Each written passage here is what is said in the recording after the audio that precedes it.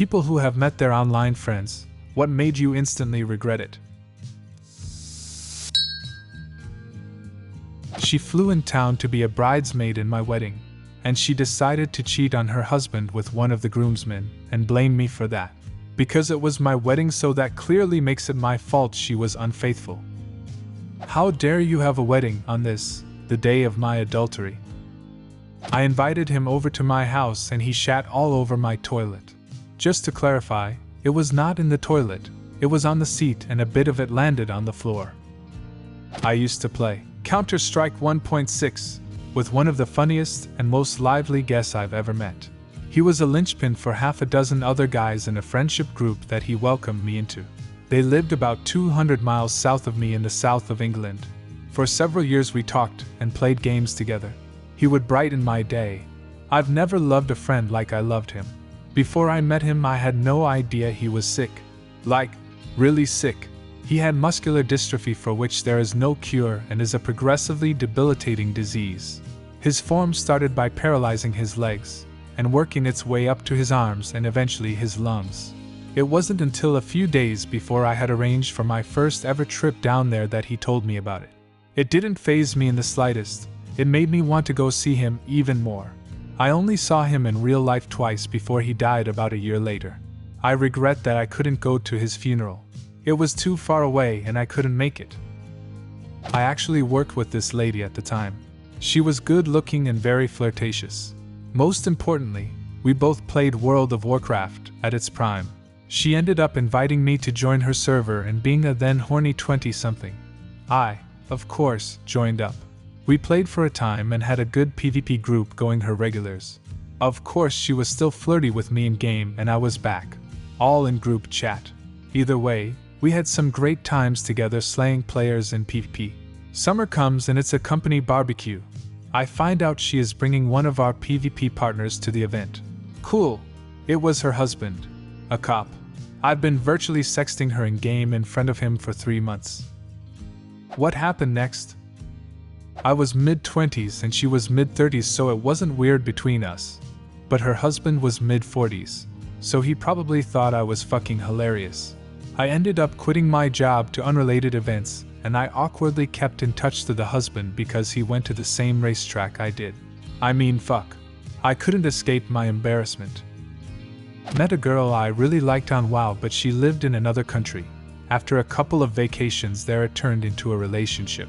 Made the decision to move and start a new life there with her. After living there for 4 months, I slowly realized she was crazy as hell. Huge mood swings paired with a lot of aggression.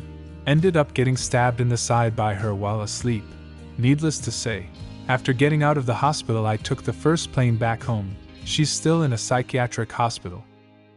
What did she stab you with? My new filleting knife. Happy she grabbed that instead of one of the older blunt ones. Luckily she missed any vital parts, and it was only a 4-day stay at the hospital for observation. Lucky indeed. I suppose you at least got a good story out of it, and not an extended hospital stay or worse. It's a running joke now with me and my friends. Just last week I asked a girl out at the bar and got a no. All my friends there said the same thing. At least you didn't get stabbed. I was 13 and had a 20-year-old pen pal in Hong Kong, both of us female. We met on Tumblr and emailed each other regularly. My parents were CC'd in all our correspondence. ABD, we basically just talked about our cultures. About a year of us talking went by, and she said that her university allowed her to study abroad in Europe for a semester, and she chose my country. Fun! I was excited. However, some time went by and our friendship kinda faded, to the point where I had forgotten she was even coming to my country. About 2 weeks before she was supposed to come, she emailed me that her student accommodation had to be cleaned out, so she couldn't access it on the night that she arrived. She needed a place to stay for 1 night. I asked my ma'am and she agreed to pick her up from the airport with me, and she could stay with us for 1 night. I mean, we trusted this girl. I was very open about my friendship with her. We had pictures and everything. So 2 weeks later, we pick her up from the airport. And we didn't click. She kinda annoyed me, but it was late and so we just went home. We get home and get her settled. We went up to my room, she gave me some presents, and we chat a little bit. she says. Thanks for letting me stay here this semester. Huh? Excuse me? This semester? I asked her, like, what do you mean? You can stay here tonight. We can see each other during the weekends if you want to hang out, but you can't stay here. She goes quiet. We go to sleep. At this point, I just wanted her to go away. And I got what I wanted. The next morning I wake up, and she's gone. I don't even know how she got out, because we locked the doors at night, but she just vanished. We have special locks that you need a key for to open, and the key was somewhere else in the house. Yes, I think this is a fire hazard. No, my ma'am can't be convinced it's unnecessary. Her suitcase was still there. I tried calling her, she didn't pick up. She eventually texted me, asking if my mother could drop off her suitcase at a train station 40 minutes away at a certain time. My mother brought the suitcase, and that was that. Never seen her or spoken to her again after that. Edit. Now that I think about it, I have a theory about why this went down like it did. She most likely put down my address on her visa application as her place of residency during her stay and needed to stay in my house in case immigration was going to check if she was actually there. Also, for those wondering why she annoyed me, she treated my mother like a taxi driver and she shot down everything I said to her. She was rude to me until she gave me the presents, after which she directly started talking about staying with me the whole semester. She didn't want to talk to me after I said that I had told her she could stay for one night on that exact date. I told her we could discuss it with my parents in the morning. Her and my English were both great, and we had discussed specific dates. Do dating app people count? Because he told me he was a vampire within 10 minutes. Oh, I have a vampire story. My first boyfriend ever told me he was a vampire. Twilight was very popular at the time, and then asked if I would sacrifice my humanity to be a vampire too. I played around and was like, he's sure, and then the fucker bit my neck. Met up with a friend I met in WoW. I fell down steps. Instead of helping or asking if I am okay, she laughed. Hard.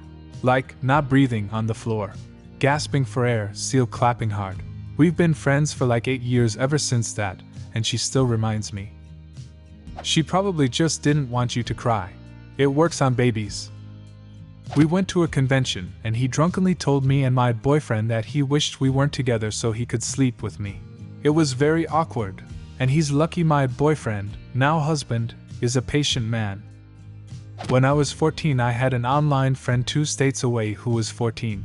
He and his mom took a trip to TLC me, and the first thing we did when we saw each other was run full speed at one another. Our heads bounced off each other, and I chipped my tooth and broke his braces. I'm pretty sure his front tooth was also loose and had to go to the dentist to fix it. LOL.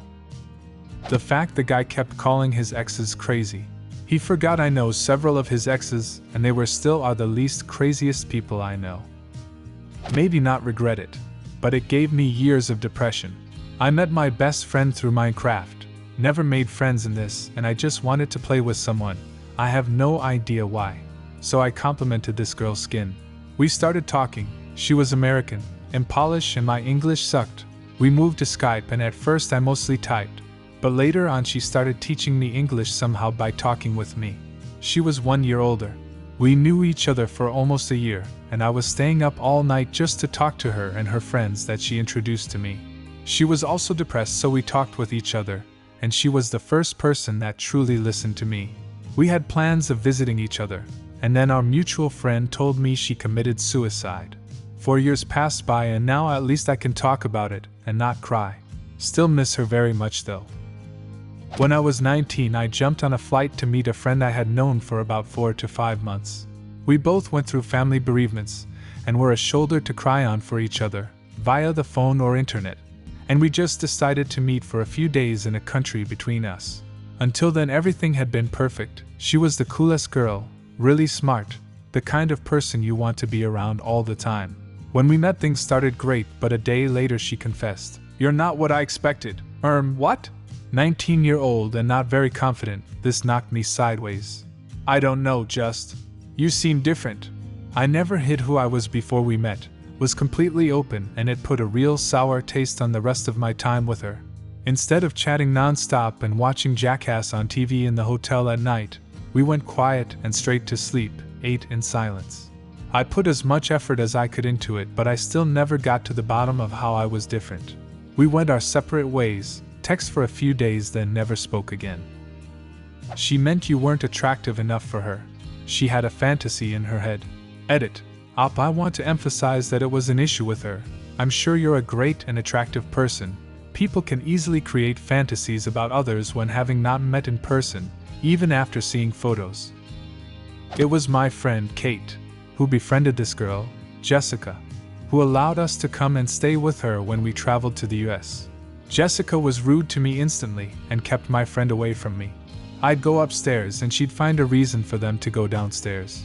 She had Kate share her bedroom and she'd lock the door for hours, and so I'd just go off and do my own thing. We met her two odd friends and they both ignored me. When it was time for Kate and I to move on to another state, Jessica insisted on coming with us. The lady we stayed with in another state, Robin, took no shit and called Jessica out on her strange behavior. Jessica proceeded to lock herself in a room and demanded Kate stay in there with her. They were in there all day and eventually Kate came out and said to me that there's something wrong with Jessica and she's actually scared. We, Kate and I, had plans to stay with another online friend, Matt, in another state, and Jessica demanded we cancel because she doesn't like or trust Matt. We said no, this is our holiday and we've paid for flights. And Jessica said then she will come with us, but we can't meet up with Matt. We said no, she cried, we left. Kate blocked her on everything. Kate's mother called us not long after saying Jessica contacted her crying, saying Kate is in danger, and we abandoned Jessica. And she's so concerned for my friend's safety. Edit to add, as I recall, she claimed to be concerned about Matt and basically wanted Kate's mom to tell us to stay with Jessica. It was actually incredibly scary. Kate found out later from another girl, Jane, they all knew each other from a forum, that Jessica had been telling everyone they were in love and had even slept together.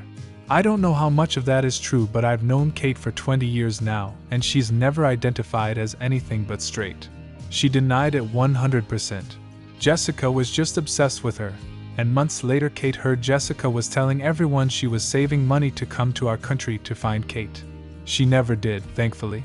Other than the time spent with this girl, we had a great holiday and made some good friends. I still talk to Matt, he's great.